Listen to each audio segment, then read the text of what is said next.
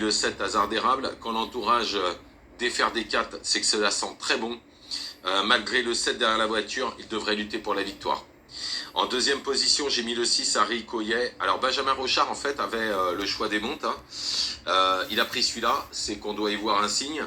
De plus, l'entourage y compte même pour s'imposer. En troisième position, le 11 Hector de Bassière. J'ai vu sa dernière course où il gagne assez facilement. Il a déjà fait les 2100 mètres de Vincennes avec bonheur, même si ça part en deuxième ligne, puisque c'est le 11, il faudra quand même compter avec. En quatrième position, le 1 Hermès Ludois. Deuxième Disterman en battant Ilaya et Oli Deschal. Sur la distance qui nous intéresse et à Vincennes, on ne peut pas faire 100 dans le quintet. D'ailleurs, l'entraîneur a préféré que ce soit Benjamin Rochard qui le monte, mais malheureusement, Benjamin a préféré le 6. Ensuite, en cinquième position, le 2 Habit de soirée. Alors, il a une bonne ligne la dernière fois sur plus long.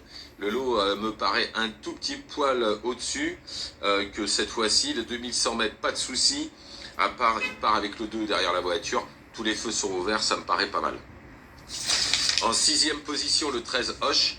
Il rencontre les mêmes, à la seule différence la distance, mais surtout une chose très importante, c'est qu'il a fait sa rentrée, il a bien couru.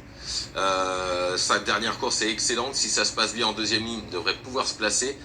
Ça va dépendre du parcours parce qu'avec le 13 à la corde, il n'a pas été gâté. Ensuite, le 14, Height Propulsion. Tout sera une question de parcours aussi. Alors, elle vaut ce genre de lot, mais ce sera plus une 4-5e place, en plus le 14. Donc, il faudra que tout se passe bien. Et en dernière position, le cheval de personne, le 10, Jol de la Touque. Alors, si elle répétait ce qu'elle a fait de mieux sur la distance et à Vincennes, alors elle lutterait à tout prix pour l'une des 5 premières places, parce qu'elle a des sacrés perfs, entre autres en fin 2022, début 2023 sur la distance. Tout sera une question de parcours. L'entourage est confiant, il pense que le cheval est prêt.